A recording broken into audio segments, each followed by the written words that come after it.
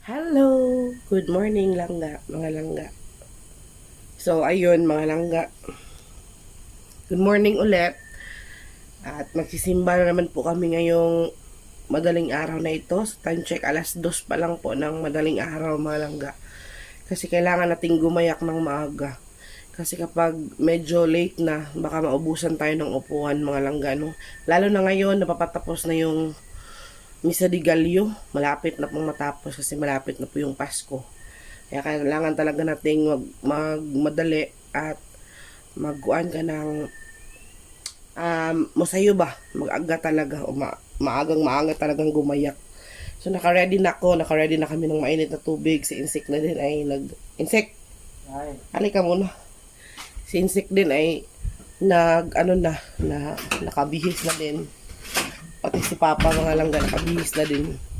Nag-CR muna si Papa sandala. Ayan si Insik. So, hello, good morning. Nagpapainit po ako ng makina ng aming service. No, kailangan po natin painitan para para Hindi ka buhiyon. Painit para di ka buhiyon. para makina para ready ba? Ready to takbo na mga kensik. Next kami pa rin po tatlo ni Papa mga langga.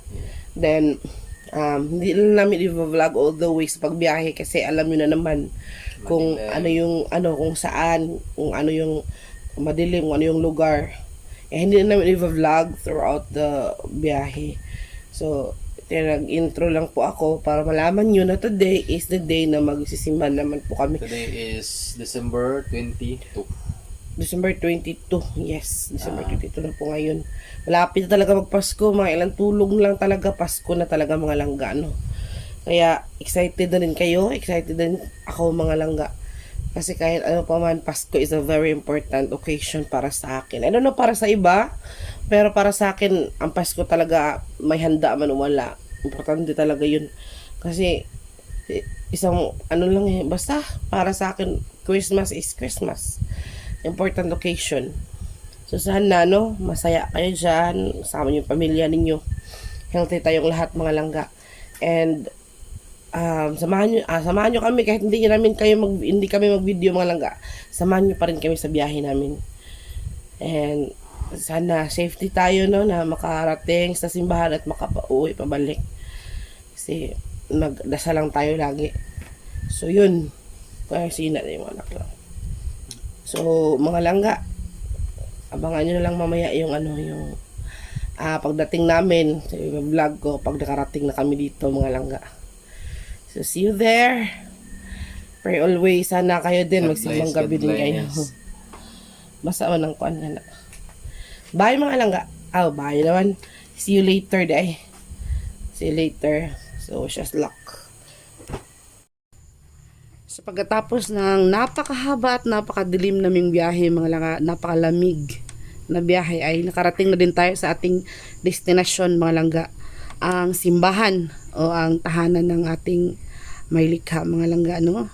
So ay naglalakad na po kami papunta dyan sa loob, and maya maya ay nakarating na kami dito mga langga. So napakaganda talaga ng mga ilaw dito sa simbahan mga langga, napakaliwanag at ang daming mga nagtitinda dyan sa gilid-gilid. Sa mga oras na yan ay hindi pa po masyadong madami yung tao kasi nasa mga 3:00 pa yata yan. 3:00 kami dumating ng madaling araw mga langga. Talagang inagahan namin para makaupo tayo sa upuan na gusto natin, yung komportable talaga tayo ba, at yung kita natin yung altar. Hindi man masyadong malapit pero at least pa rin kesa dito sa labas hindi natin makikita yung kaganapan sa loob. Mas maganda talaga kung papasok ka lang tayo dito sa loob ng simbahan mga langga. So iniwasan lang natin na mag-video ng mahaba kasi baka mapagalitan tayo ba, at magbigay respeto din tayo dito sa loob ng ng tahanan ng ating may likha. So ayan, si Insik dyan ay gusto niya na malapit sa electric fan. Tapos sabi ko naman na lipat tayo sa kabilang banda kasi napakaginaw kasi sa labas mga langga. Tapos pagpasok kami dito sa loob, hindi na masyadong maginaw, kaya okay na okay. And si Papa mga langga. So nakarating kami dito, nakadating kami sa simbahan Lord ng safety, and ayun, mananampalataya at sumasamba kami po sa inyong napakagandang tahanan. Hi guys! So ayun mga langga, mayong adlaw sa inyong tanan, magandang araw po sa inyong lahat, no? So nakasimba po tayo kanina mga langga. And marami tayong, hindi pa ako naka-video nung pag-uwi na natin mga langga, no? Dahil ang ating camera ay nalobat pala siya. So nag-charge muna tayo ng very very light. Then pagkatapos, nag-intindi sa ating mga household chores every morning. Tapos ayun, nung medyo okay na, parang nagpahinga muna kami sandali mga langga. So ngayon, nakapagpahinga na kami kasi nga madaling araw pa at talaga namang napakaaga natin kanina, no? Kaya inantok-antok pa kami mga langga. Kaya pahinga kami sandali. Ngayon, nagintindi na kami sa aming garden. So ito na yung garden natin, no? Ito na yung ginawa nila ni Insik, yung bakod ng ating garden. So tingnan nyo. So nakikita nyo yung mga langga, ayan, nilagyan na ng bakod nila ni Papa at ni Insik. Hindi naman talaga yung napakatibay talaga na bakod. Yun bang parang magiging safe lang ang ating mga pananim laban sa mga manok at saka sa mga tuta natin, no, na napakakulit na mga tuta, mga langga, napaka-cute pero napakakulit talaga. Kaya yan, yung ginamit namin dyan mga langga, sa yung kawayan na parang dinurog bitaw siya, pero gamit na siya, hindi siya yung sa na kanang bago. Meron kasing kubo dito sa amin malapit na parang wala na ba, kanang sira na bitaw siya, pero yung kanyang mga sa mga langga ay pwede pa siyang gamitin since hindi pa nga pwedeng makapagsaasa si Insik. Yung sa mga langga, yung kanyan ba, yung bitong kawayan na para siyang pitpitin para lumapad siya at pwede siyang gawing dingding. So kadalasan dito sa amin mga langga, sa bukid, yung mga bahay ay yung iba gawa sa lalo na kapag wala talagang pambili ng tabla or walang hollow blocks or simento. Yan yung ginagamit ito mga langga. Malamig siya, kaso lang kapag gumamit ka ng bata na kawayan ay grabe yung bukbok or yung mga puti-puti na anay ba, yung mga ganun bitaw, puti na mga alikabok. So hindi siya mauubusan. Pero itong ginamit nila ni Insik mga langga, nakikita naman namin na medyo pa siya talaga, kanang matibay pa. Kaya ayun, pumayag ako na ito muna pansamantala yung ilalagay namin dito sa aming bakod. Ang importante niyan ay safe yung ating mga pinunla dyan ng mga seeds, na hindi siya gagalawin ng mga manok, hindi siya aanuhin ng yung mga chicks bitaw, mga piso ba. Tapos yung mga tuta namin papasok diyan, tapos mangunguykoy na naman ng ating mga seeds na tinanim, baka mamatay or magiging sayang lang po ang lahat ng mga pinaghirapan natin, no? So bukas sisimulan na namin yung paglalagay ng mga or pagpupunla ng mga seeds dyan. So plano ko, meron tayong capsicum or yung bell pepper, tapos meron tayong kamatis. So bago po ang lahat mga langga, bago ko po i-continue itong ating video, ay gusto ko lang po sanang maghumingi sa inyo ng paumanhin. I'm sorry kasi po meron po kasing nagko-comment, especially to Ma'am Virgie Bacolio. Siya talaga yung, shout out to Ma'am Virgie Bacolio, siya talaga yung ating subscriber mga langga, yung yung talagang manunood talaga siya sa ating mga video. Ang problema lang po ay ang reklamo niya ay wala daw sounds.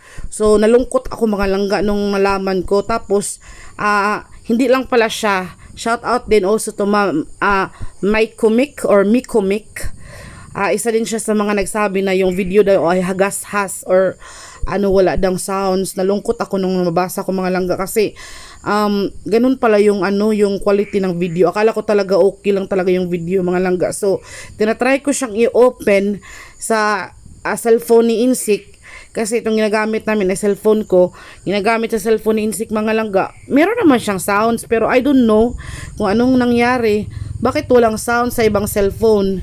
Kasi hindi lang kasi sila yung mga langga nagsasabi talaga na yung ibang videos namin ay yung quality ng boses or yung quality ng sounds ay wala talaga. Kaya hindi ko alam talaga mga langga kung ano yung pwedeng gawin. Siguro mag-search ako kung anong pwedeng gawin. Kaya tinatry ko itong video na to na vino-voice over ko mga langga para makita natin kung wala pa rin ba talagang sounds yung ating mga videos, no? So ayun, pagpasensyahan nyo na po kung ganun po yung quality ng video namin. Pasensya na po talaga, siguro po sa cellphone din namin ito, kasi itong cellphone na ginamit namin mga langga ay luma na talaga siya. Hindi namin alam, makailang beses na po itong pinaayos kasi namin, kasi nga nung una ay nahulog ito, tapos pinaayos namin. Siguro nga baka naapektuhan yung kanyang yung kanyang sounds ba. So tingnan natin mga langga, no. So yan, back to our topic, back to our gardening plan. So nakita niyo yung mga 1.5 liter na mga empty bottles niyan mga langga. Ayan yung nasa sako, mga luma na yung iba.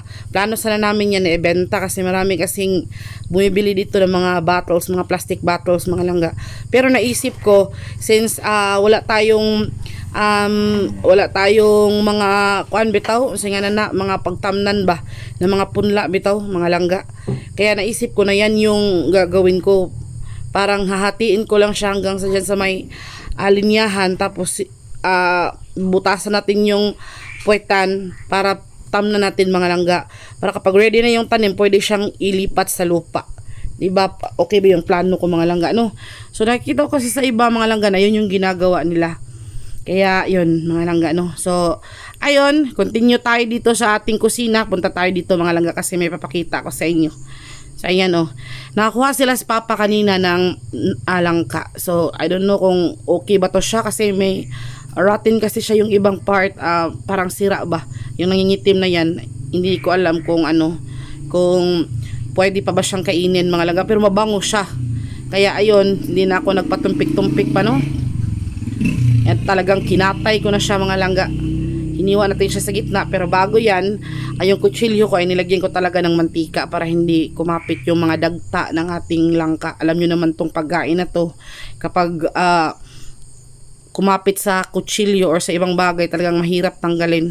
Kaya nung tiningnan ko siya mga langga, talagang nalungkot ako din, kasi nga marami siyang sira. Hindi ko alam kung may part ba na pwede pang kainin. Kaya ayan, tinadtad ko siya ng tinadtad, hiniwa ko siya ng hiniwa mga langga, hanggang sa nakuha ako ng pwede pa. Sayang kasi kung itapon mo siya, kasi sa panahon ngayon mga langga, hindi minsan lang umaano yung langka dito, mahinog, or parang bihira ang langka ngayong panahon na to. Hindi yata season ng langka. Kaya nung sabi ni Papa na mabango na yung langka doon sa malapit sa sapa, sabi ko kunin lang ni Insik, kasi nga baka meron kasi iba dito mga langga na mag-harvest ng hindi sa kanila ba. Kaya baka maunahan tayo, kaya kinuha na nila agad. Ang problema lang ay sira pala siya, pero pwede pa yan mga langga. At plano ko dyan, since malapit na yung Pasko, gagawin ko siyang minatamis na langka. Tapos yung minatamis na langka ay ipapalaman natin sa turon. So lagyan natin ng konting saging sa loob, tsaka itong langka. Tapos yung iba naman ay plano kasi na magbiko, ilalagay natin sa biko mga langga. Masarap sa biko yung langka mga langga, kung alam nyo lang. Nasubukan ko na siya makailang beses na nung nag-work pa ako dun sa Carbon, nung ako pa yung nagluluto doon sa isa sa mga karinderya doon. Isa sa mga panghimagas nila ay biko. Tapos yung yung sahog nila sa biko, isasahog nila sa latik ng biko ay itong langka. Napakabango. Except sa may vanilla siya, meron siyang langka. Napakabango talaga mga langka, lalo na kapag yung langka na ginamit mo ay talaga namang matamis at saktong-sakto yung kanyang pagkahinog. Kaya ayan, parang inalis ko lang yung mga hindi na pwede, tapos yung pwede pa ay kinat ko siya ng ganyan, hinihiwa-hiwa ko siya para tanggalan ko siya ng mga laman mga langga. Tapos yun yung gagawin natin na minatamis na langka mga langga, no. So ayan, tinanggalan ko siya ng subok. Yung subok mga langga, yung nasa ibabaw ng kuan ba, yung matigas ba. Kaya pag niyan, akala ko talaga hindi na siya makakain, kasi nga parang na siya, parang nangitim siya lahat ba.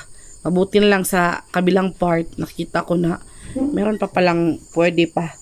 Mangitim-ngitim na nga yung iba mga langga, pero nakita ko pwede pa naman. Kaya ayun, sinaset aside ko yung pwede pa, tapos yung hindi na talaga ay Ayan, nilagay ko dyan sa mesa para itapon na lang. Tapos yung mga buto naman, kinolekta ni Papa dahil itatanim daw niya yun sa palibot ng bahay. Maganda kasi mga langga kung meron kang langka sa palibot ng bahay mo kasi yung langka ay madali lang tumubo at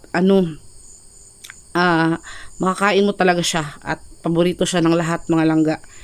So, langka is jackfruit. Ayan nakikita niyo mga langga. Napakaitim niya at parang na siya, kanang malata na ba. Hiniwa ko na lang siya ng ganyan para ilagay natin, para i-compose natin siya mga langga at gawing pataba ba sa lupa. Pwede naman siya gawing pataba sa lupa mga langga kasi lang yan, madudurog lang yan sa ilalim ng lupa. Gawin na nating pataba para para organic yung ating fertilizer, no? Hindi na tayo gumamit ng fertilizer na medisina kasi hindi maganda daw yung medisina na fertilizer mga langga kasi nakakasira daw sa kalusugan, lalo na kung yung magluluto ay hindi talaga naghuhugas ng ng mga hinarvest niya. So ayan, maya dumating dyan si Insik mga langga. Gusto ko sana ipakita sa inyo yung bago naming biik na dumating. Naman yun, tinatawag niya na dispersal or yung pinapaalagaan lang sa amin ba. Tapos kapag nanganak na siya, yung may-ari ay kukuha na ng 3, tapos yung rest tsaka yung inahin ay amin na daw. So kaya umuki na din ako kasi pag-aalaga ng baboy is also an investment mga langga, para siyang alkansya. Minsan suswertihin ka pero yung minsan talaga hindi, pero we're looking for the bright side naman na sana sortehin tayo dito sa pag-alaga ng paunti-unti ng baboy, no? So kahit hindi naman kami yung bumili, hindi naman kami yung may-ari, pero at least magiging amin din to pagdating ng panahon. So patience is a virtue talaga. Kailangan mo talaga ng pasensya at sipag at tiyaga lang talaga mga langga para makita mo at makamit mo yung pinapangarap mo na buhay. Kahit hindi naman yung mayaman, hindi naman kami nangangarap na yumaman, no? Pero yung amin lang ay yung makaprovide kami sa family namin, lalong-lalo na sa mga matatanda na namin na magulang. Gusto din namin silang pasubukin na kumain ng masasarap, makapunta sa mga lugar na hindi pa nila napuntahan, makahiga at magkaroon ng komportableng bahay, hindi man maganda pero at least safe at saka hindi sila nababasa ng ulan. So yun yung isa talaga sa mga pangarap ko mga langga, yung kasi yung mga magulang natin matatanda na, lalo na si mama ko. Gusto ko talaga siyang bigyan ng kahit konti at saka lang, yung medyo lang naman, yung medyo maginhawang buhay naman na hindi yung super talaga, yun bang hindi na siya problema sa pagkain. Kasi nakakaawa kasi mga langga, isipin nyo, mula pa noong wala pa tayo dito sa mundo hanggang sa dumating tayo, problema nila yung pagkain, hanap buhay, pera, ganun. Tapos ngayong matanda na sila, ganun pa rin yung problema. Parang walang katapusan ba, walang yung kahit man lang konti, mabigyan natin sila ng yung medyo maluwang-luwang naman na buhay na hindi na nila kailangan na problema kung saan sila kukuha ng pagkain or kung saan sila kukuha ng panggamot, maintenance, yung mga ganun, kung paano ipapaayos yung bahay, yung mga ganun ba. Simpleng bagay mga langga, para sa atin napaka-importante, pero siguro para sa iba ay walang-wala lang yun sa kanila. Pero para sa ating mga simpleng mamamayang Pilipino ay importante yun, lalo na sa ating mga Pilipino talaga na sinisiguro natin na yung mga magulang natin ay napoprovide natin ng tama, no? Kasi ganun tayo, pagmahal tayo sa mga magulang. Meron sigurong iba na hindi, pero para sa akin mga langga, yung magulang talaga ay napaka-importante para sa buhay natin. Ang sarap pa yung meron. So pagkatapos kong hiniwa-hiwa yung mga langga, patapos ko siyang kunin yung mga pwede pa, kaya hindi na ako nagpatumpik-tumpik pa. Naglagay na ako ng mantika sa kamay ko para himayin siya mga langga. Yung kanyang buto set aside, tapos yung yung kanyang pinakalaman talaga, yun yung gagamitin natin para gawing minatamis na langka, para meron tayong panghimagas, no, or meron tayong turon na makakain sa araw ng Pasko, di ba? Masarap yung turon mga langga. Tapos healthy dahil langka yung ginamit natin tsaka saging.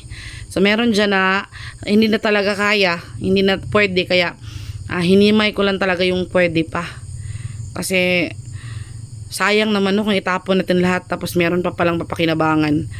So yan pa ba yung bibilhin natin? So pakanta-kanta kayo ako dyan mga langga habang naghihimay, para hindi tayo maboard ba sa ating ginagawa na paghihimay, kasi hindi din madali at hindi din mabilis mga langgang gawin, lalo na at kailangan nating piliin yung rotten or yung sira na sa hindi, kaya kailangan talaga ng pasensya at more patience, char may tayo mga langga.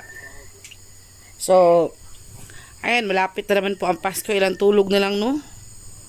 Hindi ko talaga mga langga, hindi ko talaga mapigilan, excited ako. Kasi sa mga araw na yun, doon lang tayo parang medyo malingaw bitaw, maraming paputok, maraming nag-music, maraming nagkakantahan. Kasi iba talaga yung Pasko ba no? Tapos bagong taon na naman. So hoping na sana